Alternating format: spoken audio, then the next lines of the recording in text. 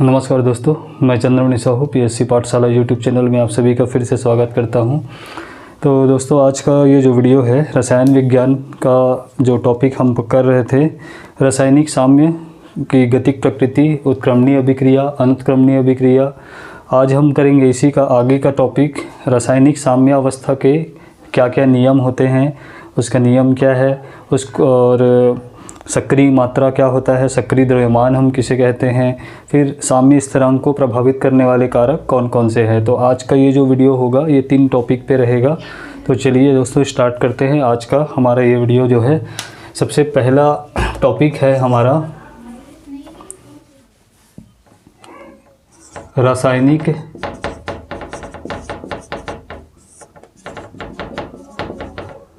साम्यावस्था के नियम।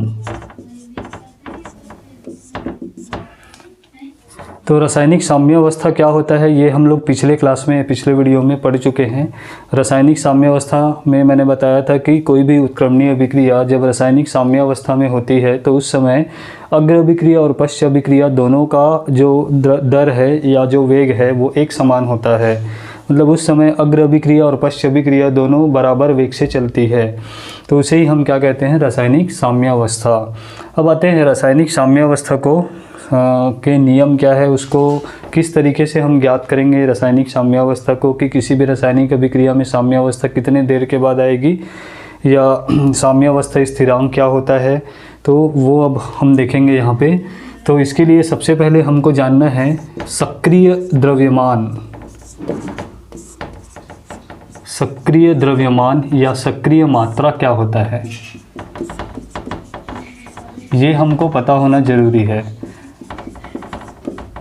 तो सक्रिय द्रव्यमान या सक्रिय मात्रा का मतलब क्या हुआ कि जब भी हम कोई रासायनिक अभिक्रिया कराते हैं तो रासायनिक अभिक्रिया का जो हम समीकरण लिखते हैं उस समीकरण में हम जो नंबर ऑफ मोल्स लिखते हैं संतुलित करने के लिए, तो वास्तव में जब अभिक्रिया कराया जाता है तो कोई ज़रूरी नहीं है कि जितने हम मोल्स वहाँ पे समीकरण में लिख रहे हैं वो सारे के सारे अणु अभिक्रिया में सक्रिय रूप से भाग ले। सक्रिय रूप से भाग लेने का मतलब यही है कि सभी अणु जो है प्रोडक्ट नहीं बनाते, सभी अणुओं से क्रियाकारक के जो सभी अणु है उससे क्रियाफल का निर्माण नहीं होता, क्योंकि उसके लिए सक्रियण ऊर्जा की आवश्यकता होती है, देहली ऊर्जा की आवश्यकता होती है। जिन अणुओं के पास देहली ऊर्जा होती है, तो देहली ऊर्जा क्या चीज़ है, अब तो देहली ऊर्जा या थ्रेशोल्ड एनर्जी जो होता है उसका मतलब क्या होता है कि किसी भी रासायनिक अभिक्रिया को पूर्ण करने के लिए या अभिकारक के अणुओं को क्रियाफल में परिवर्तित होने के लिए एक निश्चित ऊर्जा की आवश्यकता होती है, एक न्यूनतम ऊर्जा की आवश्यकता होती है। अगर वो ऊर्जा किसी भी क्रियाकारक के अणुओं के पास नहीं है तो वो उत्पाद नहीं बना सकते। अब देखिए यहाँ पर हमको समझना पड़ेगा कि कोई भी रासायनिक अभिक्रिया कैसे होती है। तो इसके लिए एक सिद्धांत है जिसको हम गतिज सिद्धांत कहते हैं, काइनेटिक थ्योरी है किसी भी रासायनिक अभिक्रिया को समझाने के लिए। तो ये जो गतिज सिद्धांत है इसके अनुसार जो क्रियाकारक है, क्रियाकारक के अणु आपस में टकराते हैं, टकराने के बाद उनसे क्या बनता है, उत्पाद बनता है। अब ये देखिए यहाँ पे टकराने का मतलब ये है कि एक दूसरे से टकराते हैं, संघट्ट करते हैं। तो किसी भी दिशा से आके जब टकराते हैं तो टकराने में भी क्या होता है, प्रभावी टक्कर होना चाहिए। मतलब उनका टक्कर इतना प्रभावशील होना चाहिए कि वो दोनों अणु आपस में मिलकर एक नया जो उत्पाद है, नए अणु का निर्माण कर सके या क्रियाफल में परिवर्तित हो सके। तो प्रभावी टक्कर होने के लिए क्या चाहिए, उनके पास इतनी ऊर्जा होनी चाहिए कि वो प्रभावी टक्कर कर सके, जिससे कि वो उत्पाद में परिवर्तित हो सके। तो प्रभावी टक्कर के लिए ही जो न्यूनतम ऊर्जा की आवश्यकता होती है उसे ही हम क्या कहते हैं, देहली ऊर्जा। अब देहली ऊर्जा जो है क्या होता है, कुछ अणुओं के पास देहली ऊर्जा से ज़्यादा ऊर्जा है। जैसे एग्जाम्पल के लिए हम ये मान के चलते हैं कि ये जैसे कोई एक पहाड़ है, ये क्रियाकारक है, क्रियाकारक के अणु हैं और ये जो है क्रियाफल। अब हम ये मान के चलते हैं कि जो अणु इस पर्वत के चोटी को पार कर लेगा वही क्रियाफल में परिवर्तित हो सकता है, उसी से हमको प्रोडक्ट मिलेगा। तो ये एक न्यूनतम ऊर्जा है, इसी को हम क्या कहेंगे, देहली ऊर्जा।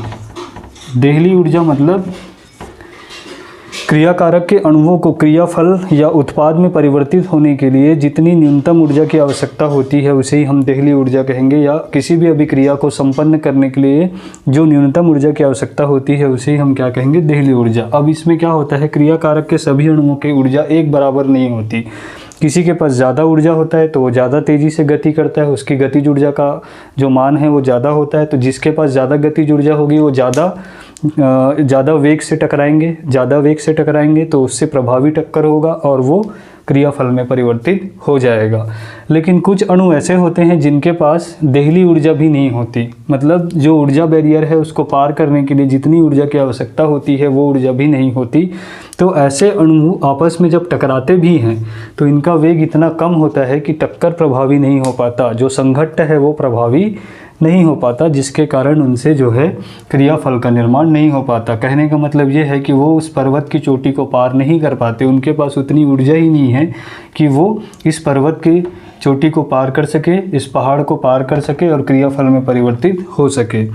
तो ऐसे अणुओं को हम क्या करते हैं, बाहर से ऊर्जा देते हैं, जैसे कि गर्म करके ताप दिया जाता है। कोई रासायनिक अभिक्रिया है जिसमें हम क्या करते हैं, बाहर से टेम्परेचर देते हैं, उष्मा ऊर्जा के रूप में ऊर्जा दी जाती है, या सूर्य के प्रकाश की ऊर्जा दी जाती है, या अल्ट्रावायलेट जो सूर्य का अल्ट्रावायलेट जो लाइट है पराबैंगनी किरणों को के द्वारा ऊर्जा दी जाती है। तो किसी न किसी तरीके से हम इन अणुओं को बाहर से ऊर्जा देते हैं। उस ऊर्जा को ये अणु आपस में क्या करते हैं, अवशोषित कर लेते हैं, और अवशोषित करने से क्या होता है, इनकी जो गतिज ऊर्जा का मान है वो बढ़ जाता है।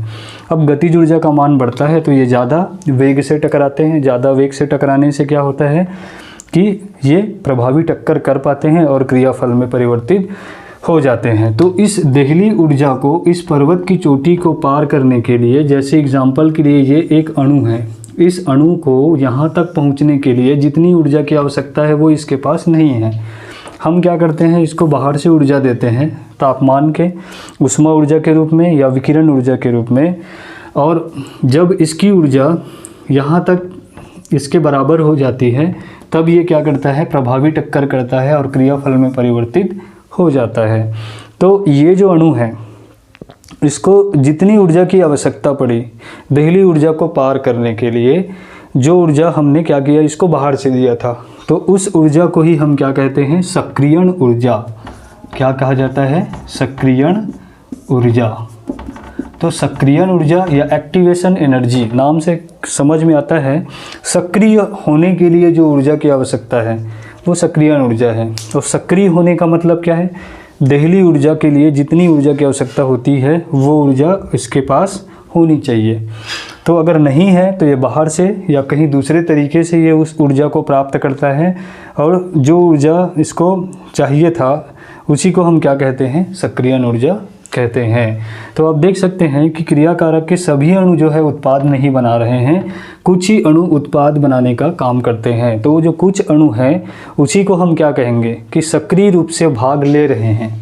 ऐसे अणुओं को ही क्या बोला जाएगा कि ये जो अणु जो उत्पाद बनाने का काम कर रहे हैं वो सक्रिय रूप से रासायनिक अभिक्रिया में भाग ले रहे हैं। तो सक्रिय रूप से जो भाग लेते हैं उसी को हम क्या कहेंगे, सक्रिय मात्रा या सक्रिय द्रव्यमान। तो किसी भी पदार्थ का क्रिया में सक्रिय रूप से भाग लेने वाले ग्राम अणुओं की संख्या प्रति लीटर में, किसी भी पदार्थ का सक्रिय भाग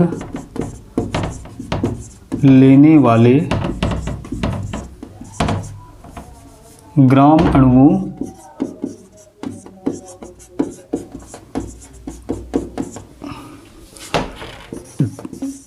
की संख्या या मात्रा भी बोल सकते हैं प्रति लीटर में। 1 लीटर आयतन में हम क्या करेंगे, देखेंगे कि 1 लीटर आयतन में उस पदार्थ के कितने अणु हैं जो सक्रिय रूप से अभिक्रिया में भाग लेते हैं। सक्रिय रूप से भाग लेने का मतलब कितने अणु जो क्रियाफल बनाने का कार्य कर रहे हैं। तो इसीलिए जब हम रासायनिक समीकरण लिखते हैं, जैसे A+B से C+D का निर्माण होता है, तो कोई ज़रूरी नहीं है कि यहाँ पर जो 1 मोल लिखा गया है, इसमें 1 मोल में कितने अणु होते हैं, तो 6.023 × 10⁻23 इतने अणु होते हैं। तो ये सभी के सभी अणु उत्पाद बनाएंगे, कोई ज़रूरी नहीं है। सभी अणुओं के पास उतनी ऊर्जा नहीं होती, देहली ऊर्जा को पार करने लायक ऊर्जा नहीं होती, इसलिए सभी अणु क्रियाफल का निर्माण नहीं कर सकते। तो जितने अणु अभिक्रिया में क्रियाफल का निर्माण कर सकते हैं, उतनी ही अणुओं को हम क्या कहेंगे, सक्रिय मात्रा या सक्रिय द्रव्यमान कहेंगे। और सक्रिय द्रव्यमान को लिखने का तरीका क्या होता है, जब हम सक्रिय द्रव्यमान को लिखते हैं या सक्रिय द्रव्यमान बताते हैं किसी भी पदार्थ का, तो उसको ब्रैकेट के अंदर लिखा जाता है, बड़े कोष्ठक के अंदर लिखते हैं। जैसे कि A+B अगर हमको बोला जाता है A का सक्रिय द्रव्यमान, तो हम क्या लिखेंगे, A का सक्रिय द्रव्यमान या सक्रिय मात्रा इस तरीके से एक ब्रैकेट में लिखा जाएगा, जिसको हम बोलते हैं A की सांद्रता भी बोलते हैं। मतलब A का जितने अणु अभिक्रिया में क्या कर रहे हैं, भाग ले रहे हैं सक्रिय रूप से, वही उसकी सांद्रता हुई। तो A का सक्रिय द्रव्यमान ब्रैकेट A, B का सक्रिय द्रव्यमान या सक्रिय मात्रा क्या हो जाएगा, B। इसी तरीके से C के लिए क्या हो जाएगा, ब्रैकेट के अंदर C, D के लिए क्या हो जाएगा, ब्रैकेट के अंदर D। तो इस तरीके से सक्रिय द्रव्यमान या सक्रिय मात्रा को दर्शाया जाता है। एग्जाम्पल के लिए अगर H2 के लिए बोला जाएगा, H2 का सक्रिय द्रव्यमान, जैसे एक अभिक्रिया है H2+I2, इससे क्या बनता है 2HI, हाइड्रोजन आयोडाइड। अब यहाँ पर हाइड्रोजन के 1 मोल और आयोडीन के 1 मोल, दोनों से 2 मोल क्या बनता है, हाइड्रोजन आयोडाइड का निर्माण होता है। तो H2 का जो सक्रिय द्रव्यमान हम कैसे लिखेंगे, H2 ब्रैकेट में, I2 का सक्रिय द्रव्यमान कैसे लिखेंगे, ब्रैकेट में I2, 2HI जो हमने लिखा है, HI का सक्रिय द्रव्यमान ब्रैकेट में HI। तो इस तरीके से सक्रिय द्रव्यमान या सक्रिय मात्रा को दर्शाया जाता है। अब हम देखते हैं रासायनिक साम्यावस्था के नियम।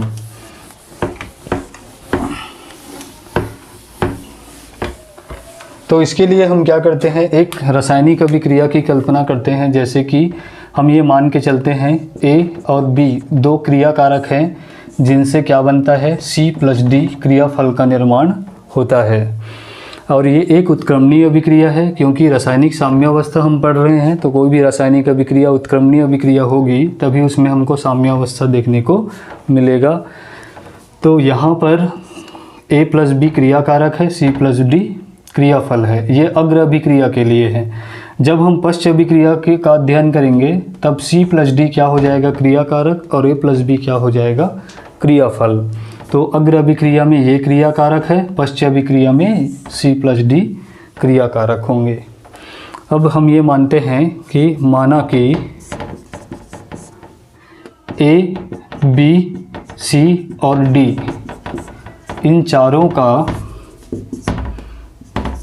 सक्रिय द्रव्यमान क्रमशः क्या होगा, A का ब्रैकेट A, B का ब्रैकेट B, C का ब्रैकेट C और D का ब्रैकेट D। ये सक्रिय द्रव्यमान इस तरीके से लिखा जाता है।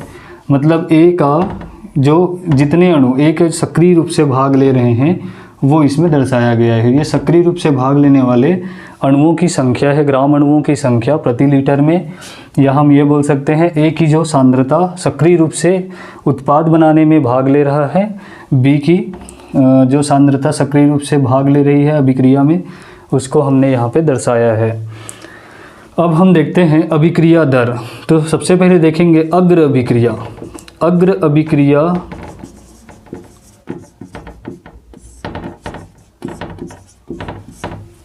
का दर, अग्र अभिक्रिया का दर या वेग भी लिख सकते हैं। दर या वेग क्या होता है, ये हम लोग पढ़ चुके हैं पहले भी। तो दर या वेग, वेलोसिटी R1 मान लेते हैं। अग्र अभिक्रिया का जो दर है उसको समानुपाती होगा किसके, क्रिया कारकों की सांद्रता के गुणनफल के। वैसे तो इसको हम द्रव्यानुपाती क्रिया के नियम में भी पढ़ते हैं, द्रव्यानुपातिक क्रिया का नियम में क्या बताया गया है कि किसी भी रासायनिक अभिक्रिया में भाग लेने वाले अभिकारकों के सांद्रता के गुणनफल के समानुपाती होता है अभिक्रिया का दर या वेग। तो ये R1 समानुपाती है क्रियाकारक, अग्र अभिक्रिया में क्रियाकारक A और B है, तो A की सांद्रता और B की सांद्रता। अब देखिए अभिक्रिया का जो दर होता है वो सक्रिय मात्रा पे निर्भर करता है, न कि उस पूरे अणुओं पे की मात्रा पे निर्भर करेगा जितना हम अभिक्रिया में उपयोग कर रहे हैं। जैसे जब हम अभिक्रिया कराते हैं तो क्या करते हैं, ग्राम में तौलते हैं, 10 ग्राम A या 10 ग्राम B, इस तरीके से लिखा जाता है। तो इसमें से हम सक्रिय मात्रा कैसे निकालें, तो सक्रिय मात्रा निकालने के लिए फॉर्मूला क्या है, तो सक्रिय मात्रा ज्ञात करने का हमारे पास एक फॉर्मूला है, सूत्र है, पदार्थ का ग्राम अणु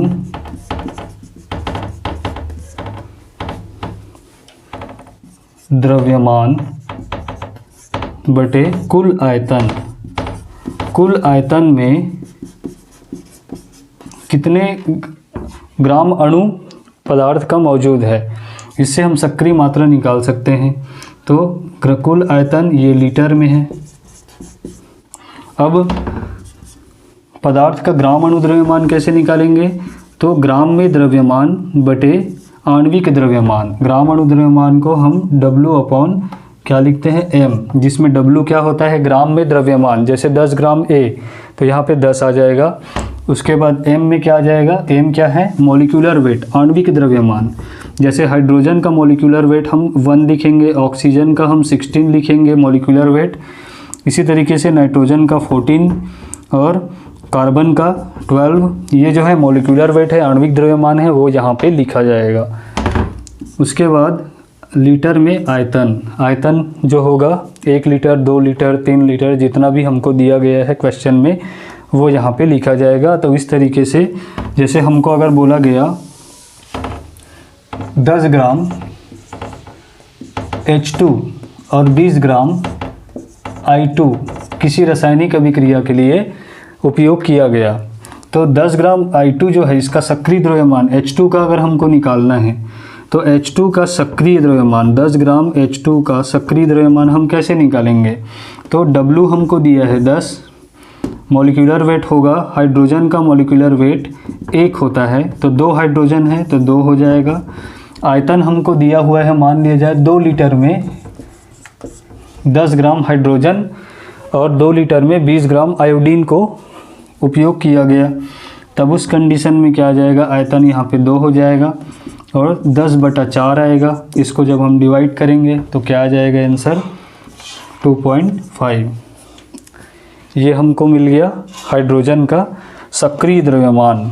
ठीक है, सक्रिय द्रव्यमान जो होता है ये मोल प्रति लीटर में इसका इकाई होता है।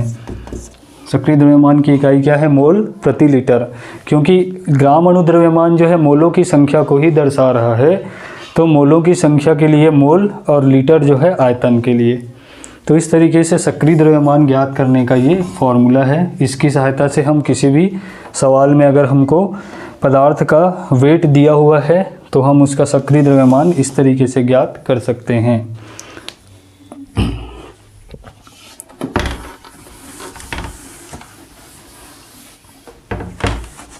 अब आते हैं अग्र अभिक्रिया का दर या वेग कितना है, R1। तो R1 इस क्या हो जाएगा, समानुपाती होता है A और B के सांद्रता के गुणनफल के। तो R1 इज इक्वल टू, जब आप समानुपाती चिन्ह को हटाएंगे तो यहाँ पर एक कांस्टेंट यूज़ किया जाता है स्मॉल k1 और ये हो जाएगा A और ये हो जाएगा B। तो स्मॉल k क्या चीज़ है, ये जो है दर स्थिरांक या वेग स्थिरांक भी इसको बोला जाता है।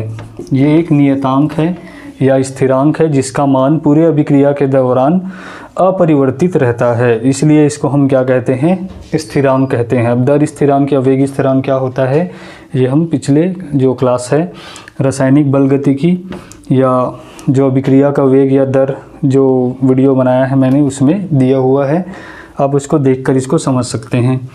अब आते हैं पश्च अभिक्रिया का वेग। पश्च अभिक्रिया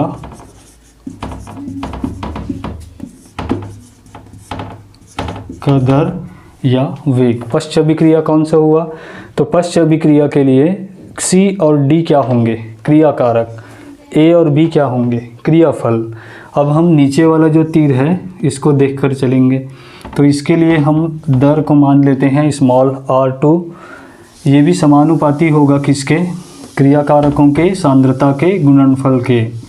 ये क्रियाकारक हुए C और D, इन दोनों की सांद्रता के गुणनफल के समानुपाती है। अब R2 जब इस समानुपाती जो चिन्ह है उसको हटाएंगे तो एक नियतांक लगा दिया जाएगा स्मॉल k2, और यहाँ पे क्या आ जाएगा? C, और यहाँ पे क्या आ जाएगा? D।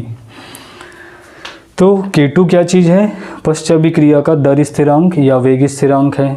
अब हम देखते हैं साम्यावस्था में, जब साम्यावस्था स्थापित होता है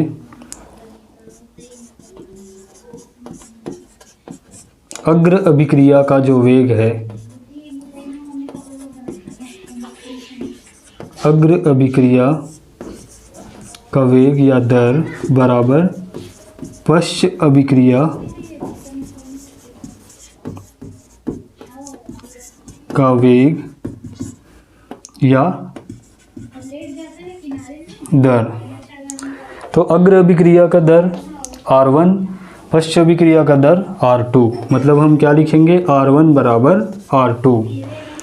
तो R1 और R2 बराबर है, मतलब लेफ्ट हैंड साइड दोनों का इक्वल है, तो राइट हैंड साइड भी क्या हो जाएगा? इक्वल। तो K1 is equal K1 A B is equal to K2 C, और क्या आ जाएगा? D। अब हम इसको क्या करेंगे? पक्षांतर कर देंगे। तो small k1 upon small k2 is equal to क्या मिल जाएगा? C, और यहाँ पे क्या आ जाएगा? D, और यहाँ पे आ जाएगा A, और यहाँ पे आ जाएगा B। ये हमको एक फॉर्मूला इक्वेशन मिल गया, समीकरण मिल गया। अब हम जानते हैं k1 और k2 दोनों क्या है? स्थिरांक है, दर स्थिरांक या वेग स्थिरांक कहते हैं जिसे। k1 जो है अग्र अभिक्रिया का दर स्थिरांक, k2 पश्च अभिक्रिया का दर स्थिरांक। दोनों के दोनों नियतांक है। तो इसके जगह में हम एक और नियतांक ले लेते हैं, इसको लिखा जाता है Kc। Kc का मतलब कॉन्सेंट्रेशन या सांद्रता को दर्शाने वाला स्थिरांक, मतलब साम्यावस्था को दर्शाने वाला स्थिरांक है, इसलिए इसको हम क्या कहते हैं? Kc को साम्य स्थिरांक कहते हैं। मतलब हम क्या लिख सकते हैं? Kc इज इक्वल टू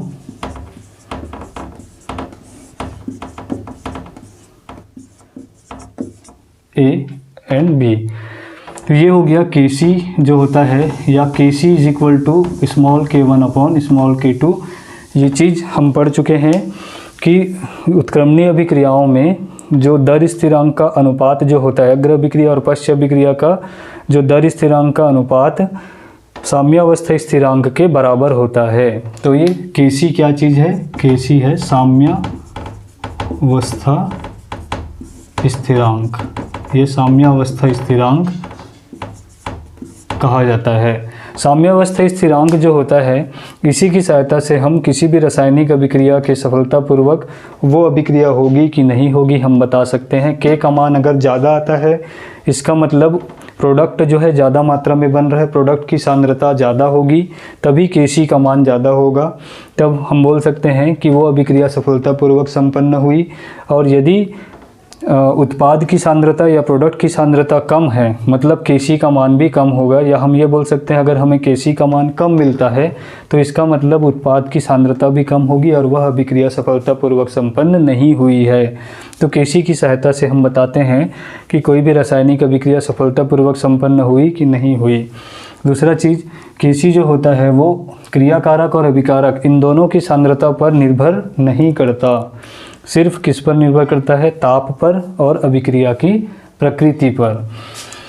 तो ये दो चीज़ों पे सांद्रता पे निर्भर नहीं करता, सांद्रण पर निर्भर नहीं करता Kc जो है वो सांद्रण पर निर्भर नहीं करता। Kc जो होता है वो ताप पर निर्भर करता है और अभिक्रिया की प्रकृति पर निर्भर करता है। तो ये हो गया साम्यावस्था स्थिरांक Kc। लेकिन अगर कोई अभिकारक गैसीय अवस्था में है तो गैसों की सांद्रता हम ज्ञात नहीं कर सकते।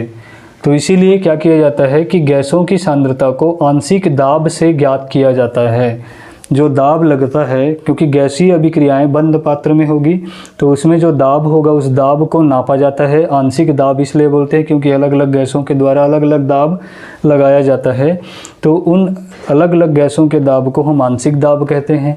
तो उस दाब को हम क्या करते हैं, मापते हैं। और केसी का जो ये जो इक्वेशन है, समीकरण, इसको हम क्या करते हैं, सांद्रता के स्थान पर दाब को लिखा जाता है।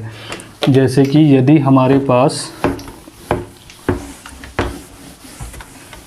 गैसीय अभिकारक हैं,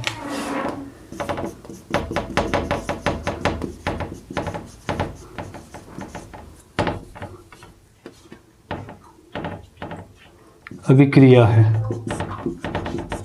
के पी लिखा जाएगा। ये भी एक साम्यावस्था स्थिरांक होता है। पी लिखने का मतलब है यहाँ पर आंशिक दाब को हम नाप रहे हैं, और यहाँ पर क्या आ जाएगा, कॉन्सेंट्रेशन जैसे ब्रैकेट से दर्शाया जाता है, तो इसके जगह पर हम पी लिखेंगे, क्योंकि यहाँ पर सांद्रता के जगह पे दाब को मापा जा रहा है, तो पी आ जाएगा। C D P A and P B, मतलब सभी जो है गैसीय अवस्था में है, तो ए के द्वारा लगाया गया आंशिक दाब, बी के द्वारा लगाया गया आंशिक दाब, सी के द्वारा लगाया गया आंशिक दाब, और डी के द्वारा लगाया गया आंशिक दाब। तो आंशिक दाब को हम क्या करते हैं, मेज़र करते हैं, और उससे अभिक्रिया के लिए साम्यावस्था स्थिरांक का मान ज्ञात कर सकते हैं।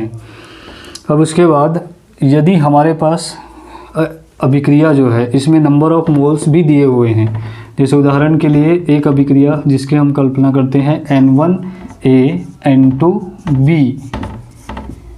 और यहाँ पर है M1C M2D। तो यहाँ पे नंबर ऑफ मोल्स दिए हुए हैं, अगर नहीं दिए हुए हैं इसका मतलब 1 है, अगर दिया हुआ है मतलब 1 से ज़्यादा होगा, जैसे 2 होगा, 3 होगा, 1 होगा, 2 होगा, 3 होगा, 4 होगा। अगर नहीं लिखा हुआ है इसका मतलब 1 है नंबर ऑफ मोल्स। तो उसके लिए हम कैसे लिखेंगे समीकरण, Kc is equal to ABCD। इसमें अभी अगर हम देखेंगे C क्या है, क्रियाफल, तो C की सांद्रता, जो नंबर ऑफ मोल्स दिया गया है उसको हम घात में लिखते हैं। यहाँ पर M1 आ जाएगा, B की घात में M2 आ जाएगा, इसी तरीके से A की घात में N1 और B की घात में N2 लिखा जाएगा। तो ये हो गया लिखने का तरीका। अगर गैसीय अभिकारक होंगे तो कैसे लिखा जाएगा, तो Kp is equal to P C की घात M1 P D की घात M2 C P A की घात N1 P B की घात N2, इस तरीके से लिखा जाएगा। तो Kc मतलब सांद्रता को प्रदर्शित करने वाला, Kp मतलब दाब को प्रदर्शित करने वाला। तो गैसीय अभिकारक में हम Kp लिखेंगे, और अगर द्रव अवस्था में है तो उसको हम क्या लिखेंगे, Kc लिखा जाएगा। इसे ही हम क्या कहते हैं, साम्यावस्था स्थिरांक कहते हैं। अब आते हैं साम्यावस्था स्थिरांक जो है ये एक सामान्य अभिक्रिया के लिए है। ठीक इसी तरीके से आयनिक अभिक्रियाओं के लिए भी हम क्या करते हैं, आयनिक साम्य, आयनिक अभिक्रियाओं में भी साम्यावस्था स्थापित होता है, क्योंकि बहुत सारे आयनिक जो अभिक्रियाएं हैं वो उत्क्रमणीय अभिक्रियाएं होती है, और उनमें भी साम्यावस्था स्थापित होता है। उसे क्या कहा जाता है, आयनिक साम्य कहते हैं। तो आयनिक साम्य को कैसे हम ज्ञात करेंगे, या आयनिक साम्य के लिए समीकरण कैसे बनाया जाएगा, तो अगला टॉपिक हम देखते हैं आयनिक साम्यावस्था। आयनिक साम्यावस्था कैसे ज्ञात किया जाता है, या आयनिक साम्यावस्था का मतलब क्या है। तो जो आयनिक अभिक्रियाएं होती है उसमें क्या होता है कि कोई भी जो आयनिक यौगिक है या आयनिक जो पदार्थ है, जब उसको हम क्या करते हैं, उसका जब तनु विलयन बनाते हैं, तो तनु विलयन में वो जो आयनिक यौगिक है उसका आयनन होता है, वो आयनों में विभाजित हो जाते हैं, और आयनों में तब तक विभाजित होते हैं जब तक कि फिर से आयन वापस एक दूसरे को उदासीन करके उनका क्या हो जाए, संयोजन ना हो जाए। तो प्रारंभ में क्या होगा, आयन जो है जो आयनिक पदार्थ है वो आयनों में, अलग अलग आयनों में विभाजित होंगे और बाद में फिर वही आयन आपस में एक दूसरे से मिलकर उदासीन होते जाते हैं, जिसको हम संयोजन की क्रिया बोलते हैं। जब यौगिक का आयनन होता है तो उसको वियोजन की क्रिया बोलते हैं, और जब यौगिक आपस में फिर से मिलने लगते हैं, एक दूसरे को उदासीन करने लगते हैं, तब उसे हम क्या कहते हैं, संयोजन की क्रिया कहते हैं। तो इसमें क्या होता है, शुरुआत में जब कोई भी विलायक में हम किसी भी आयनिक यौगिक को घोलते हैं तब उसका जो सांद्रण होता है उस विलयन में बहुत ही कम होता है। धीरे धीरे करके आयनों की संख्या बढ़ते जाती है। आयनों की संख्या बढ़ने के बाद ये आयन आपस में एक दूसरे के पास आने लगते हैं, जिससे उसमें क्या होने लगता है, आकर्षण होता है, और आकर्षण होने से वो संयोजित होने लगते हैं और एक दूसरे को उदासीन करते जाते हैं। तो प्रारंभ में वियोजन की दर अधिक होती है, धीरे धीरे करके वियोजन दर कम होने लगता है और संयोजन की जो दर है वो बढ़ने लगती है। और संयोजन की दर और वियोजन की दर जब एक बराबर हो जाता है तब उस स्थिति को हम क्या कहते हैं, आयनिक साम्यावस्था की स्थिति। इसमें भी सेम वही चीज़ हो रहा है, अग्र अभिक्रिया और पश्च अभिक्रिया। तो इसको भी हम उदाहरण से समझ सकते हैं। उदाहरण के लिए हम ले लेते हैं एक आयनिक यौगिक NaCl। NaCl एक विद्युत अपघट्य है। जब इसको हम क्या करते हैं, जल में घोलते हैं या किसी भी ध्रुवीय विलायक में जब इसको हम क्या करते हैं, डिज़ोल्व करते हैं या घोलते हैं, तब क्या होता है, सबसे पहले ये Na+ और Cl- आयनों में विभाजित हो जाते हैं। तो ये वियोजन कहलाता है। NaCl का Na+ और Cl- आयनों में क्या होना, आयनित हो जाना या टूट जाना वियोजन की क्रिया कहलाती है। धीरे धीरे करके उस विलयन में Na+ और Cl- आयनों की संख्या जो है लगातार बढ़ते जाता है, तो वियोजन की दर जो है कम होने लगती है। और ये जो अणु हैं जब ज़्यादा मात्रा में विलयन में मौजूद होते हैं तो एक दूसरे के पास आते हैं और फिर इनमें आकर्षण बल लगने लगता है और ये आपस में मिलकर उदासीन हो जाते हैं। मतलब Na+ Cl- आपस में मिलकर फिर से NaCl के अणु जो है बनाने लगते हैं। और इस तरीके से इस प्रक्रिया को हम क्या कहते हैं, संयोजन। इसको हम क्या कहते हैं, संयोजन। इसको हम क्या कहते हैं, वियोजन। तो संयोजन की दर और वियोजन की दर, तो क्या होगा, प्रारंभ में वियोजन की दर अधिक होगी और उसके बाद संयोजन की दर अधिक होती है। तो एक स्थिति के बाद क्या होगा, वियोजन और संयोजन की दर एक बराबर हो जाती है, तब उसे ही हम क्या कहते हैं, आयनिक साम्यावस्था स्थापित हो जाना। मतलब उस समय दोनों प्रक्रिया एक बराबर चलेगा। जैसे ही NaCl Na+ Cl- में वियोजित होगा, वैसे ही एक आयन है वो आपस में संयोजित होकर NaCl बना देंगे और यही प्रक्रिया दोनों दिशाओं में लगातार चलते रहेगा। इसीलिए हम इसको क्या कहते हैं, आयनिक साम्यावस्था कहते हैं। तो इसके लिए भी हम क्या लिख सकते हैं, जैसे अगर ये Kc हो गया, ठीक है। अब यहाँ पे क्या होगा, ये अग्र अभिक्रिया है और ये पश्च अभिक्रिया है। अगर दोनों को एक साथ लिखेंगे तो इस तरीके से लिखा जाएगा। तो Na+ और Cl- अपॉन क्या हो जाएगा, NaCl। ये इसका क्या बन जाएगा, साम्यावस्था का फॉर्मूला बन जाएगा। ठीक है। तो यहाँ पर K न लिख के, Kc न लिख के सिर्फ K भी लिख सकते हैं और बता सकते हैं कि K क्या चीज़ है, आयनिक साम्यावस्था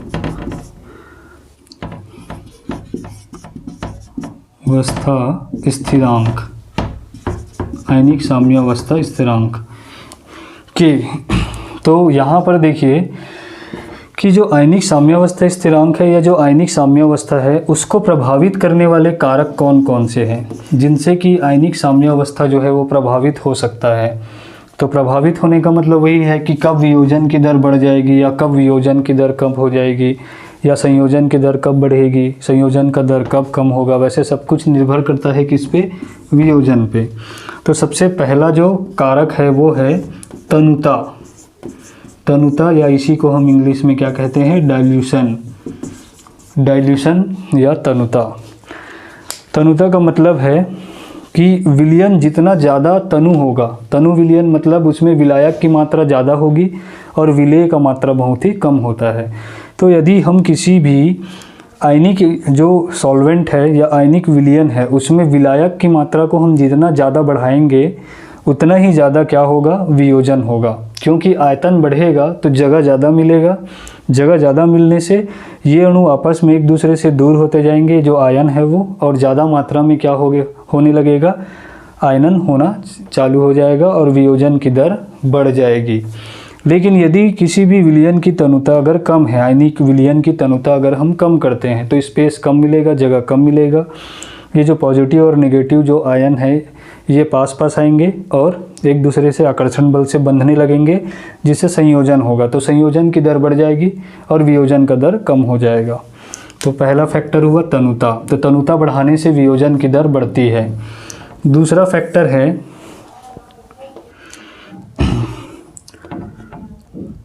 विद्युत अपघट्य की प्रकृति। विद्युत अपघट्य की प्रकृति, नेचर ऑफ इलेक्ट्रोलाइट्स। तो ये विद्युत अपघट्य की प्रकृति का मतलब क्या हुआ? तो हम दो प्रकार के विद्युत अपघट्यों के बारे में जानते हैं। एक को हम कहते हैं दुर्बल विद्युत अपघट्य और एक को बोलते हैं प्रबल विद्युत अपघट्य। प्रबल विद्युत अपघट्य वे होते हैं जिनका आयनन आसानी से होता है और पूर्ण रूप से जिनका आयनन होता है, जो तीव्र गति से आयनित होते हैं। किसी भी विलयन में ध्रुवीय विलायक में जब हम उस विद्युत अपघट्य को घोलते हैं तो उनका आयनन तीव्र गति से होता है, वो जल्दी जल्दी आयनों में विभाजित होते जाते हैं शीघ्रता से और पूर्ण रूप से आयनित होते हैं, उनका आयनन पूरा होता है।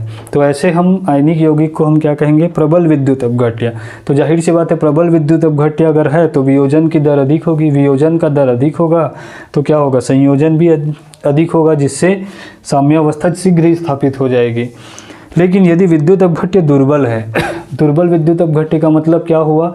जिनका आयनन धीमी गति से होता है और जिनका आयनन पूर्ण रूप से नहीं हो पाता, आंशिक आयनन होता है, मतलब कुछ मात्रा का आयनन होगा, कुछ का आयनन होगा ही नहीं।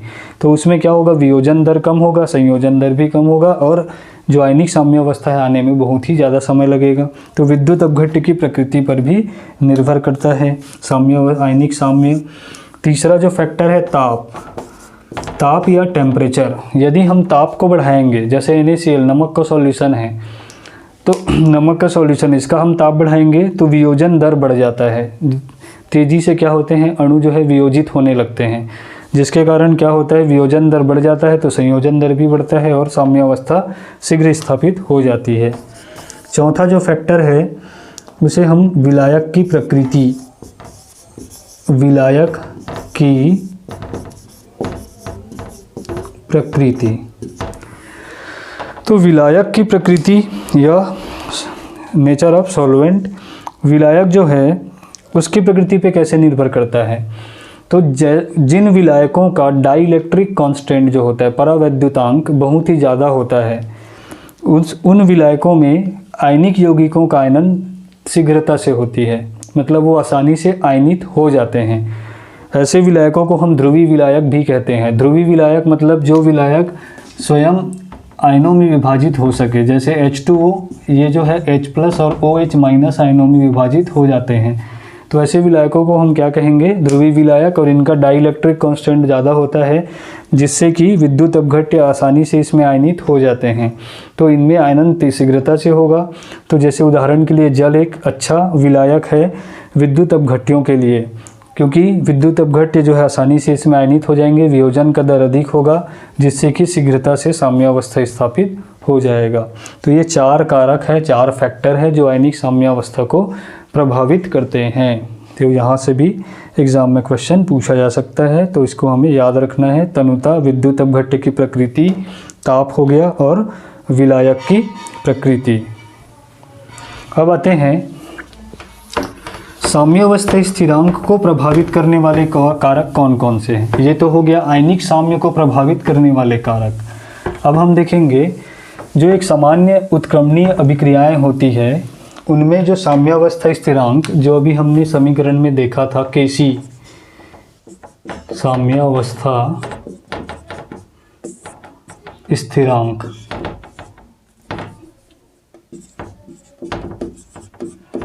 को प्रभावित करने वाले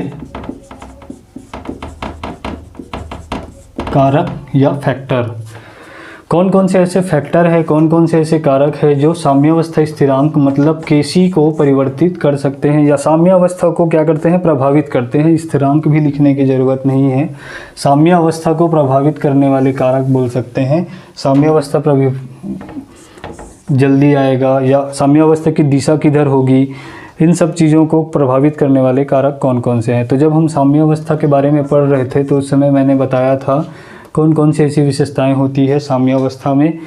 तो उसमें मैंने बताया था कि ताप, दाब और सांद्रण, इन तीनों में यदि हम परिवर्तन करें तो साम्यावस्था भी क्या हो जाता है, परिवर्तित हो जाता है।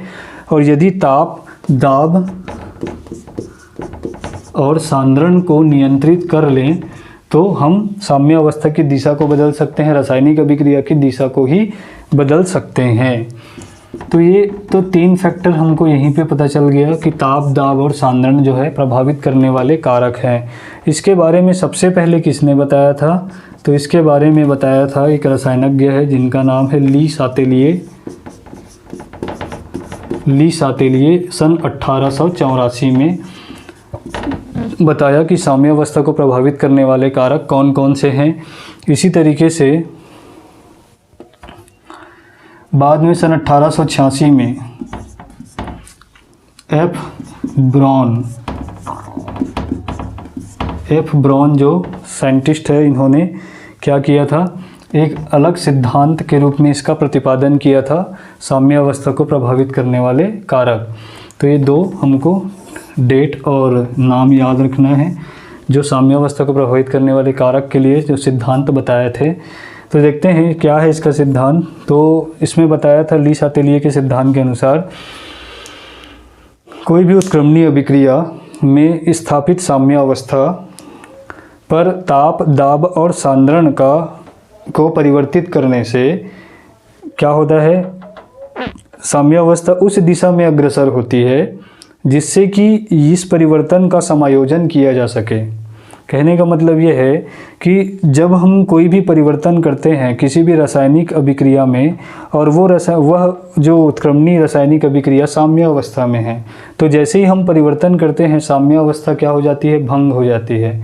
और भंग होने के बाद वो कौन सी दिशा में अग्रसर होगी, वो अग्र अभिक्रिया की ओर बढ़ेगी या पश्च अभिक्रिया की ओर बढ़ेगी, तो वो उस दिशा में अग्रसर होगी जिससे कि हमने जो परिवर्तन किया था उस परिवर्तन का प्रभाव निष्क्रिय हो जाए, वो प्रभाव क्या हो जाए, ख़त्म हो जाए। जैसे हमने ताप बढ़ा दिया तो अभिक्रिया में साम्यावस्था उस दिशा में अग्रसर होगी जिससे कि ताप जो है, ताप का प्रभाव कम हो जाए, या दाब बढ़ाने से दाब का प्रभाव कम हो जाए, उस दिशा में अग्रसर होगी, या सांद्रण को परिवर्तित करने से सांद्रण का प्रभाव कम हो जाए। तो इस तरीके से साम्यावस्था अपने आप को समायोजित करती है कि हमने जो भी परिवर्तन किया है उस परिवर्तन का प्रभाव खत्म हो जाए या प्रभावहीन हो जाए। तो अब हम एक एक फैक्टर को देखेंगे कि क्या क्या प्रभाव पड़ता है। तो इसमें सबसे पहला जो फैक्टर है वो है सांद्रण।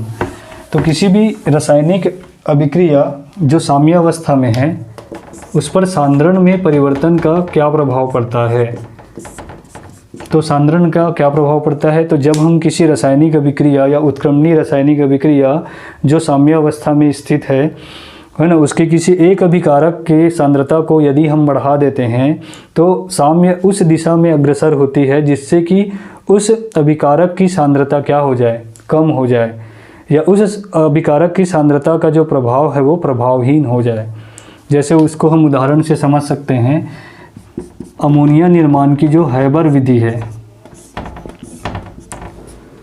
N2+3H2, इससे क्या बनता है, 2NH3 बनता है। अब ये एक उत्क्रमणीय अभिक्रिया है, हम ये मान के चलते हैं कि ये अभिक्रिया भी साम्यावस्था में है। अब हम नाइट्रोजन या हाइड्रोजन इन दोनों में से किसी एक की सांद्रता को क्या करेंगे, बढ़ा देंगे। इसकी सांद्रता में हमने क्या कर दी, वृद्धि कर दिया। तो जैसे ही हम H2 की सांद्रता में वृद्धि करते हैं या N2 की सांद्रता में वृद्धि करेंगे तो इसकी जो साम्यावस्था है वो भंग हो जाएगी। जो साम्यावस्था स्थापित था वो क्या हो जाएगा, विचलित हो जाएगा। अब वो साम्यावस्था में नहीं होगा।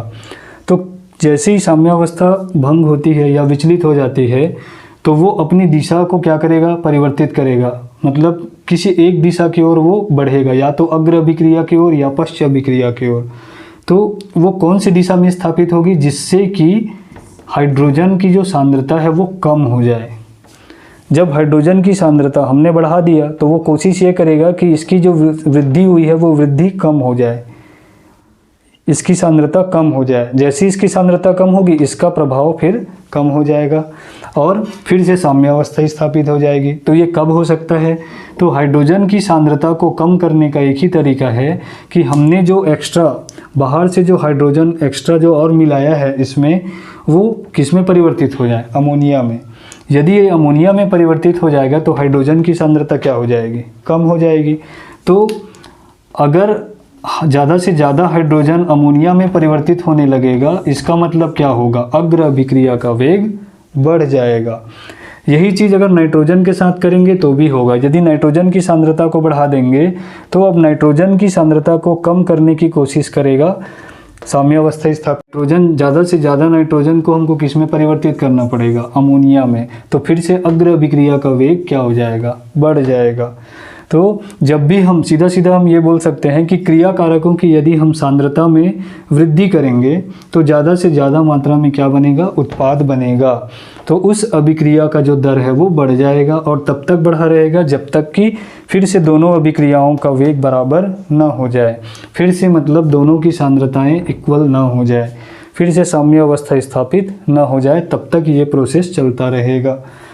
या अब दूसरी तरीके से देखते हैं, यदि हम क्या करें, अमोनिया की सांद्रता को बढ़ा दें।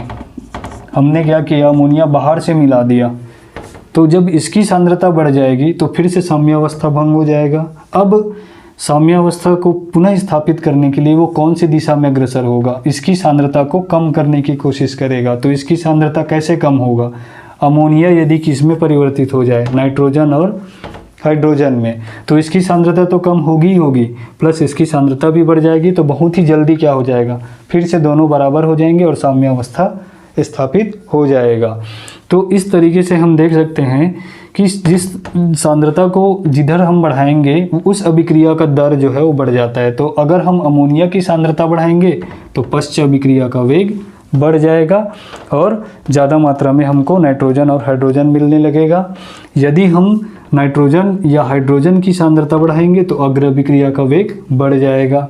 यही चीज़ उल्टा, यदि हम चाहते हैं कि अग्र अभिक्रिया का वेग बढ़ जाए और हम ये भी चाहते हैं कि इन दोनों की सांद्रता को हम ना बढ़ाएं, तो एक दूसरा तरीका क्या है, अमोनिया की सांद्रता को कम कर दिया जाए। अब अमोनिया की सांद्रता कैसे कम करेंगे, जैसे जैसे अमोनिया बनते जाएगा उसको निकालते जाएंगे, तो जैसे जैसे मिश्रण से इसको बाहर निकालेंगे अमोनिया की सांद्रता कम होती जाएगी और अग्र अभिक्रिया का वेग बढ़ जाएगा। क्यों कब बढ़ जाएगा अग्र अभिक्रिया का वेग, क्योंकि ये कम हो रहा है। तो अब ज़्यादा से ज़्यादा मात्रा में इसकी सांद्रता को क्या करना पड़ेगा, बढ़ाना पड़ेगा, ताकि फिर से क्या हो जाए, साम्यावस्था आ सके। क्योंकि जब इसको हम निकालेंगे तो इसकी सांद्रता तो कम हो जाएगी, प्लस इसकी सांद्रता इसकी तुलना में बढ़ जाएगी। तो इसलिए साम्यावस्था फिर से स्थापित करने के लिए क्या करना पड़ेगा, H2 और N2 तेज़ी से अभिक्रिया करने लगते हैं और अग्र अभिक्रिया का वेग बढ़ जाता है। तो ये है सांद्रण का प्रभाव। तो सांद्रण में हम बता सकते हैं, यदि हम अभिकारकों की सांद्रता बढ़ाएंगे तो ज़्यादा मात्रा में उत्पाद बनने लगेगा और उस अभिक्रिया का दर बढ़ जाएगा। यदि हम क्रियाफल की सांद्रता बढ़ाएंगे तो अभिक्रिया का वेग जो है, अग्र अभिक्रिया का वेग कम हो जाएगा, पश्च अभिक्रिया का वेग बढ़ जाएगा। तो ये हो गया पहला जो कारक है सांद्रता, उसका प्रभाव। अब हम दूसरा देखते हैं, दूसरा फैक्टर है दाब।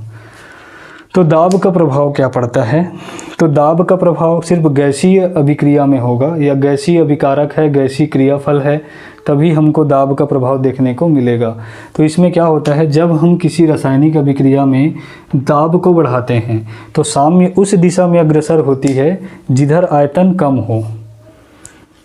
अब आयतन कम हो कहने का मतलब ये है कि यहाँ पर भी दाब के प्रभाव को क्या करने की कोशिश किया जा रहा है, कम करने की कोशिश किया जा रहा है। तो ज़्यादा से ज़्यादा जिधर आयतन कम होगा उधर क्या होगा, हमको उस दाब को ले जाना पड़ेगा ताकि वो दाब क्या हो जाए, कम हो जाए, क्योंकि आयतन बढ़ेगा तो दाब ऑलरेडी कम हो जाएगा।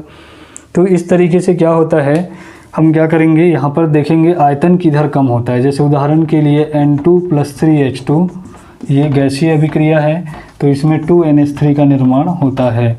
अब यहाँ पर आयतन किधर कम हो रहा है, इस तरफ, इधर आयतन ज़्यादा है। कैसे ज़्यादा है, तो आयतन को समझने के लिए नंबर ऑफ़ मॉलिक्यूल्स या नंबर ऑफ़ मोल्स आप काउंट कर लीजिए।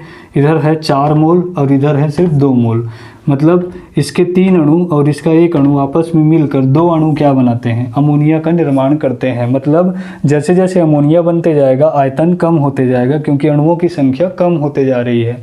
और अगर ज़्यादा मात्रा में नाइट्रोजन और हाइड्रोजन होंगे तो जाहिर सी बात है कि इधर आयतन ज़्यादा होगा, क्योंकि अणुओं की संख्या भी ज़्यादा होगी। तो इस अभिक्रिया में यदि हम दाब को बढ़ाएंगे तो दाब किधर शिफ्ट होगा, अमोनिया की तरफ, क्योंकि इधर आयतन कम है। तो इसका मतलब अग्र अभिक्रिया का वेग बढ़ जाएगा। तो इस अभिक्रिया में दाब का प्रभाव क्या पड़ता है, इससे अभिक्रिया का वेग जो है बढ़ जाता है, हमको अमोनिया ज़्यादा मात्रा में मिलेगा।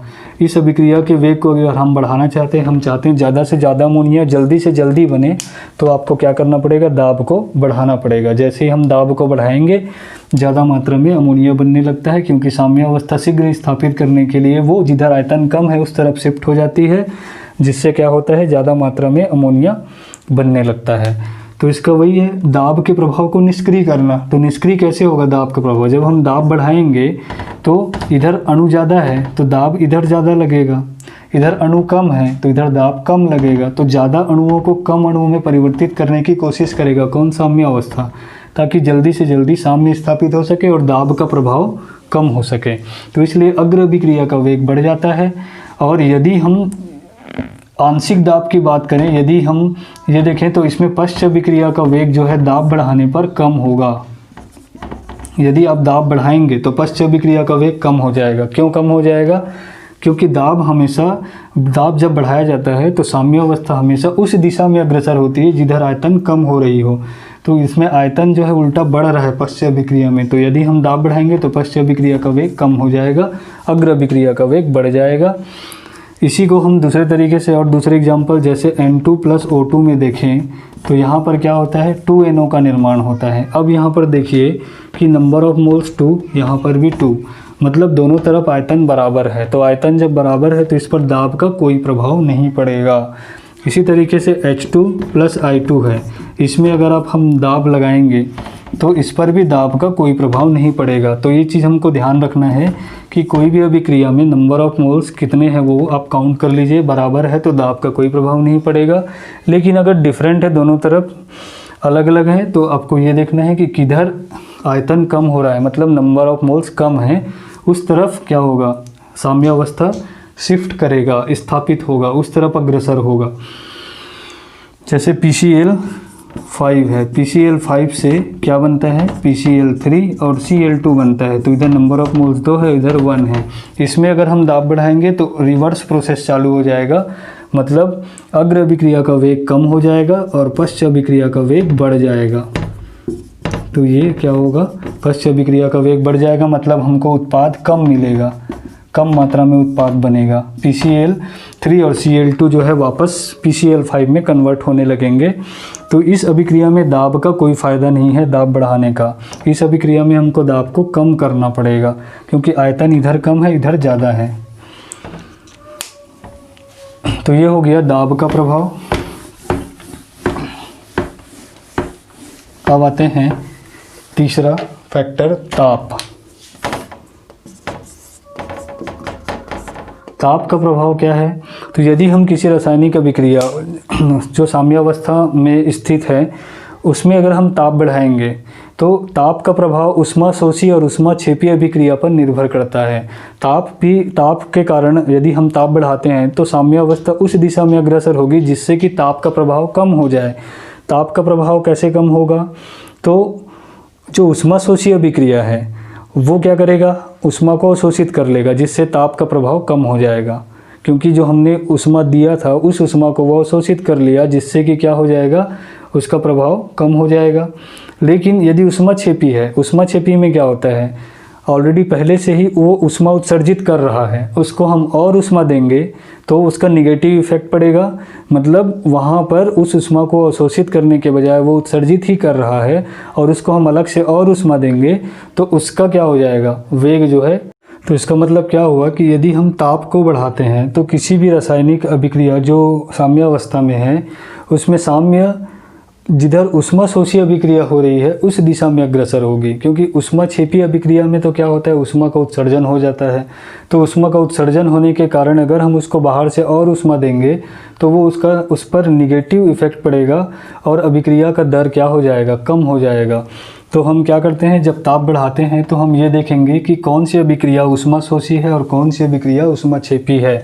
जैसे उदाहरण के लिए अमोनिया निर्माण की जो हैबर विधि है 2NH3, ये एक ऊष्माक्षेपी अभिक्रिया है। इसमें जो एंथैल्पी है डेल्टा H का जो वैल्यू होता है निगेटिव होता है, क्योंकि इस अभिक्रिया में क्या हो रहा है, ऊष्मा का उत्सर्जन हो रहा है।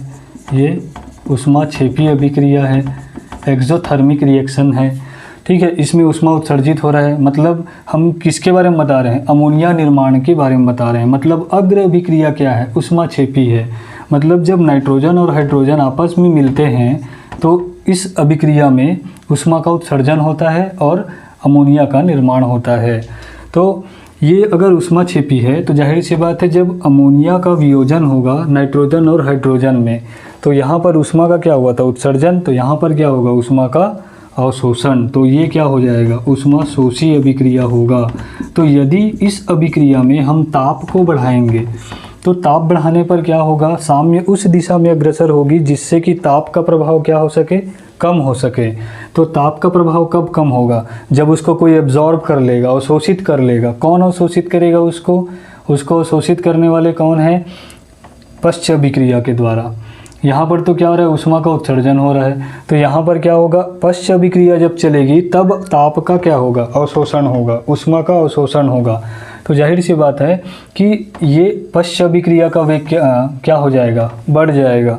क्यों बढ़ गया, क्योंकि ताप का अवशोषण पश्च अभिक्रिया में होता है और ताप का जब ऊष्मा का जब अवशोषण होगा तभी तो क्या होगा, इसका प्रभाव कम होगा या ये प्रभावहीन हो जाएगा। ताप को प्रभावहीन करने के लिए साम्य जो है पश्च दिशा में अग्रसर होती है, जिससे कि पश्च दिशा का क्या हो जाएगा, वेग बढ़ जाएगा और कम मात्रा में अमोनिया बनेगा। उल्टा क्या होगा, अमोनिया जो बना हुआ है वो नाइट्रोजन और हाइड्रोजन में वियोजित हो जाएंगे, जिससे हमें क्या होगा, नुकसान होगा।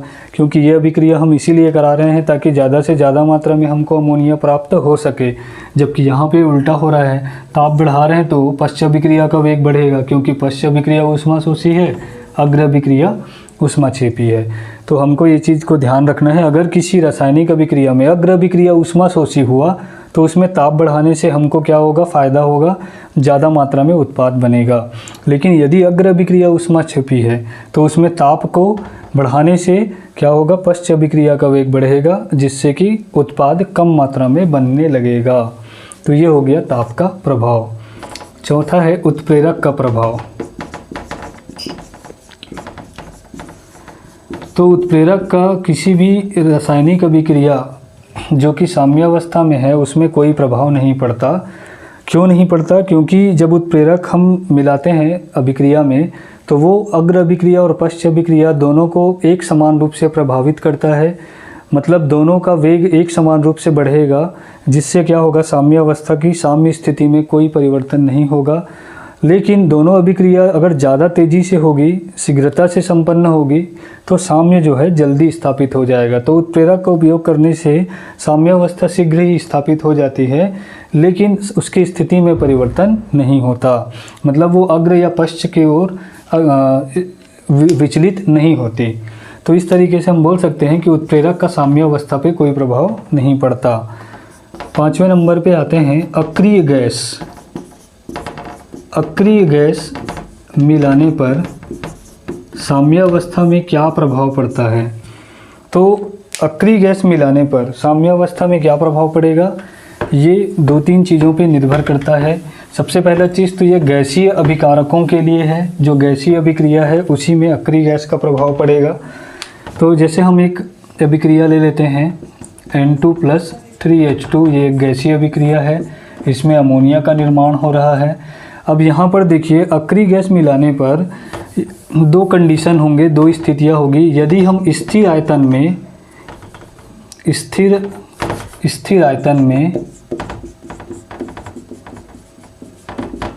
इस अभिक्रिया को कराएंगे और उसमें हम अक्रिय गैस मिला देते हैं, तो डेल्टा एन का मान कुछ भी हो, चाहे 0 हो, चाहे वो पॉजिटिव हो, चाहे वो निगेटिव हो, अक्रिय गैस मिलाने का इस अभिक्रिया में कोई प्रभाव नहीं पड़ेगा।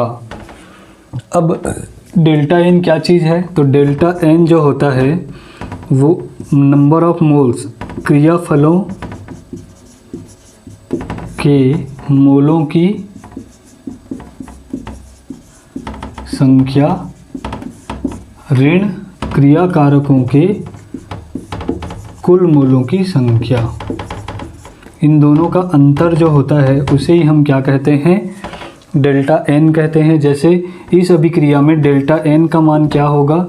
तो क्रियाफल में मोलों की संख्या 2 है और क्रियाकारकों में कुल मोलों की संख्या कितनी है? 4 है, 3 इसका 1 इसका, तो क्या हो जाएगा? 4 में से 2 ऋण 2, मतलब डेल्टा एन का मान क्या आ रहा है? निगेटिव आ रहा है। लेकिन यहाँ पर निगेटिव हो, चाहे पॉजिटिव हो, चाहे शून्य हो, स्थिर आयतन है तो अक्रिय गैस मिलाने पर कोई प्रभाव नहीं पड़ेगा। अब दूसरी स्थिति में आते हैं, दूसरा कंडीशन लेते हैं। स्थिर आयतन की जगह हम रख देते हैं स्थिर दाब। स्थिर दाब पर अक्रिय गैस मिलाएंगे अगर इस अभिक्रिया में तो क्या प्रभाव पड़ेगा? तो वो निर्भर करता है डेल्टा एन पे। अगर डेल्टा एन का मान 0 है मतलब उस पर भी अक्रिय गैस का कोई प्रभाव नहीं पड़ेगा। जैसे उदाहरण के लिए H2 + I2 और इससे बना 2HI, इसमें डेल्टा एन का मान कितना आएगा? तो 2 ऋण 2 0 आएगा। तो अगर 0 है तो उसमें अक्रिय गैस मिलाने से इस अभिक्रिया में कोई प्रभाव नहीं पड़ेगा, चाहे दाब स्थिर दाब हो चाहे स्थिर आयतन हो, क्योंकि स्थिर आयतन में तो वैसे भी नहीं पड़ता। स्थिर दाब अगर है तो भी कोई प्रभाव नहीं पड़ेगा क्योंकि डेल्टा एन का मान 0 है। मतलब दोनों तरफ आयतन एक समान है, दोनों तरफ अणुओं की संख्या एक समान है, मोलों की संख्या एक समान है, इसलिए उस पर अक्रिय गैस मिलाने का कोई प्रभाव नहीं पड़ता। लेकिन यदि डेल्टा एन का मान जो है पॉजिटिव है या निगेटिव है तब क्या प्रभाव पड़ेगा? तो यदि निगेटिव है तो उस कंडीशन में साम्य जो है जिधर मोलों की संख्या ज़्यादा है उस दिशा में अग्रसर होगी, जिधर मोलों की संख्या कम है उस तरफ नहीं। मतलब जिधर आयतन बढ़ रहा है उस तरफ क्या होता है? साम्य स्थापित होगा। मतलब इस अभिक्रिया में यदि हम स्थिर दाब पर अक्रिय गैस मिला दें तब क्या होगा? पश्च अभिक्रिया का वेग बढ़ जाएगा और अग्र अभिक्रिया का वेग क्या हो जाएगा? कम हो जाएगा। मतलब पश्च अभिक्रिया का वेग बढ़ेगा तो अमोनिया जो है फिर से नाइट्रोजन और हाइड्रोजन में वियोजित हो जाएगा, जो कि हम नहीं चाहेंगे। तो इसलिए ऐसी अभिक्रियाओं में अक्रिय गैस मिलाने का निगेटिव इफेक्ट पड़ता है। अगर निगेटिव वैल्यू आएगा डेल्टा एन का तो पश्च अभिक्रिया का वेग बढ़ेगा, जैसे कि इसमें हो रहा है। लेकिन अगर डेल्टा एन का मान पॉजिटिव आएगा, कब पॉजिटिव आएगा? जब क्रियाफलों के मोलों की संख्या ज़्यादा होगी, जैसे कि PCl5 में PCl3 और Cl2, यहाँ पर 2 है और यहाँ पर 1 है, तो इसमें डेल्टा एन का मान क्या होगा? पॉजिटिव आएगा, +1। तो पॉजिटिव आएगा मतलब इसमें क्या हो रहा है? नंबर ऑफ मोल्स इधर ज़्यादा है, तो साम्य किधर स्थापित होगा? अग्र अभिक्रिया की ओर। तो इसलिए इसमें क्या होता है? अग्र अभिक्रिया का वेग बढ़ेगा, पश्च अभिक्रिया का वेग कम हो जाएगा। तो इसमें अक्रिय गैस मिलाने का फ़ायदा है, किसमें? PCl5 वाला जो रिएक्शन है इसमें। लेकिन इसमें अक्रिय गैस मिलाने से हमको नुकसान होगा क्योंकि डेल्टा एन का मान निगेटिव है और अणु जो साम्य है वो पश्च दिशा में अग्रसर होगी, पश्च अभिक्रिया का वेग बढ़ जाएगा। तो अक्रिय गैस मिलाने पर हमको 2-3 चीज़ों का ध्यान रखना है। सबसे पहले स्थिर आयतन। अगर हमको एग्ज़ाम में पूछा गया स्थिर आयतन पर अक्रिय गैस मिलाने पर अभिक्रिया का जो साम्यावस्था है वो कौन सी दिशा में अग्रसर होगी? तो कोई भी दिशा में अग्रसर नहीं होगी। स्थिर आयतन पर डेल्टा एन का मान कुछ भी हो, अक्रिय गैस का कोई प्रभाव नहीं पड़ता। लेकिन यही क्वेश्चन अगर स्थिर दाब पर पूछा जाए तो हमको ध्यान रखना है डेल्टा एन का मान। अगर डेल्टा एन का मान 0 है तो यहाँ पर भी कोई प्रभाव नहीं पड़ेगा, चाहे दाब स्थिर हो चाहे आयतन स्थिर हो। लेकिन यदि डेल्टा एन का मान पॉजिटिव आता है तो पॉजिटिव आने पर क्रियाफलों की ओर अणुओं की संख्या ज़्यादा होगी, मोलों की संख्या ज़्यादा होगी, तो अभिक्रिया अग्र दिशा की ओर, साम्यावस्था अग्र दिशा की ओर स्थापित हो जाएगी और अग्र अभिक्रिया का वेग बढ़ जाएगा। लेकिन यदि डेल्टा एन का मान नेगेटिव आता है तो जो साम्यावस्था है वो पश्चिम दिशा की ओर अग्रसर होगी, जिससे पश्चिम अभिक्रिया का वेग बढ़ जाएगा और ये हमारे लिए नुकसानदायक रहेगा। तो ये कंडीशन हमको याद रखना है। तो ये जो है कंप्लीट हो गया साम्यावस्था को प्रभावित करने वाले जो कारक है, सांद्रण, ताप हो गया, दाब हो गया, उत्प्रेरक का प्रभाव और अक्रिय गैस का क्या प्रभाव पड़ता है। तो अक्रिय गैस का जो प्रभाव है वो दाब के जस्ट विपरीत है। दाब जो है बढ़ाने पर साम्यावस्था उस दिशा में अग्रसर होती है जिधर आयतन कम हो, लेकिन अक्रिय गैस मिलाने पर साम्य उस दिशा में अग्रसर होती है जिधर आयतन ज़्यादा हो। तो इस चीज़ों को ध्यान में रखना है। अब कुछ उदाहरण हैं, जैसे हम बता सकते हैं कि कोई भी अभिक्रिया के लिए कौन सी परिस्थितियाँ ज़्यादा अनुकूल होती है। अभिक्रिया में ज़्यादा से ज़्यादा मात्रा में उत्पाद हमको अगर प्राप्त करना है, जैसे कि N2 + 3H2, इससे हमको प्राप्त हुआ 2NH3। ये अभिक्रिया एक ऊष्माक्षेपी अभिक्रिया है। डेल्टा H का मान हमको निगेटिव मिलता है। अमोनिया निर्माण की क्रिया ऊष्माक्षेपी है, तो कहने का मतलब अग्र अभिक्रिया क्रिया जो है ऊष्माक्षेपी है और हम चाहते हैं कि ज़्यादा से ज़्यादा अमोनिया हमको प्राप्त हो और शीघ्रता से प्राप्त हो। तो पहला कंडीशन तो ऊष्माक्षेपी है, मतलब ये अभिक्रिया हमको निम्न ताप में करानी है। यदि हम ताप बढ़ाएंगे तो अग्र अभिक्रिया का वेग क्या हो जाएगा, कम हो जाएगा, और पश्च अभिक्रिया का वेग क्या हो जाएगा, बढ़ जाएगा। तो इसलिए हम यही चाहेंगे कि अग्र अभिक्रिया का वेग बढ़े और पश्च अभिक्रिया का वेग कम रहे। दूसरा, दाब हमको क्या करना पड़ेगा, बढ़ाना पड़ेगा। उच्च दाब में अगर हम ये अभिक्रिया कराएंगे तो हमको जल्दी और ज़्यादा मात्रा में अमोनिया प्राप्त होगा, क्योंकि दाब बढ़ाने पर साम्य जो है अग्र दिशा में अग्रसर होगी। क्यों? क्योंकि इधर आयतन कम है, इधर आयतन ज़्यादा है, तो अग्र अभिक्रिया का वेग बढ़ेगा, हमको ज़्यादा मात्रा में अमोनिया प्राप्त होगी। तीसरा है सांद्रण। तो सांद्रण का तो सीधा सीधा प्रभाव पड़ता है। यदि आप H2 और N2 की सांद्रता बढ़ाओगे तो ज़्यादा मात्रा में अमोनिया मिलेगा, क्योंकि इनकी सांद्रता बढ़ाएंगे तो अग्र दिशा में साम्य स्थापित होगा, अग्र अभिक्रिया का वेग बढ़ेगा। लेकिन यही चीज़ हम दूसरे तरीके से भी कर सकते हैं। अमोनिया जैसे जैसे अभिक्रिया में बनते जाएगा, मिश्रण से इसको हम हटाते जाएंगे तो अमोनिया का सांद्रण कम होते जाएगा। अमोनिया का सांद्रण अगर कम होते जाएगा तो जाहिर सी बात है इसकी सांद्रता अधिक हो जाएगी और अग्र अभिक्रिया का वेग बढ़ जाएगा। तो ये हमको 3 जो परिस्थितियां हैं, अनुकूलित है परिस्थिति है ज़्यादा मात्रा में अमोनिया बनाने के लिए। इसी तरीके से 2SO2 + O2, इससे हमको मिलता है 3SO2। ये भी एक ऊष्माक्षेपी अभिक्रिया है और जाहिर सी बात है ऊष्माक्षेपी है, मतलब इस अभिक्रिया को भी निम्न ताप में हमको कराना पड़ेगा। लेकिन दाब को हम क्या रखेंगे, यहाँ पर 3 है और यहाँ पर 2SO3 होगा और यहाँ पर नंबर ऑफ मोल्स 2 होंगे। तो देख सकते हैं कि यहाँ पर भी आयतन में कमी हो रही है, तो हम दाब को क्या कर सकते हैं, उच्च रखेंगे, तो हमको जल्दी प्रोडक्ट मिलेगा। और तीसरा चीज़ सांद्रता। तो सांद्रता का प्रभाव इसमें भी रहेगा। सांद्रता अगर हम बढ़ाएंगे SO2 और O2 का, ज़्यादा मात्रा में SO3 मिलेगा, या SO3 को हटाते जाएंगे मिश्रण से तो भी हमको अग्र अभिक्रिया का वेग बढ़ेगा। तो ये है ताप दाब सांद्रण का प्रभाव जो किसी भी रासायनिक अभिक्रिया में हमको देखने को मिलता है। तो आज का ये जो हमारा टॉपिक जो है कंप्लीट होता है। साम्यावस्था को प्रभावित करने वाले जो कारक है और साम्यावस्था के नियम क्या है, सक्रिय मात्रा क्या होता है, ये कंप्लीट हो चुका है। नेक्स्ट वीडियो में हम देखेंगे अम्ल क्या होता है, क्षार, दूसरा pH स्केल या pH मान, और तीसरा ऊष्माक्षेपी और ऊष्माशोषी अभिक्रिया क्या होती है। ये हम नेक्स्ट क्लास में करेंगे।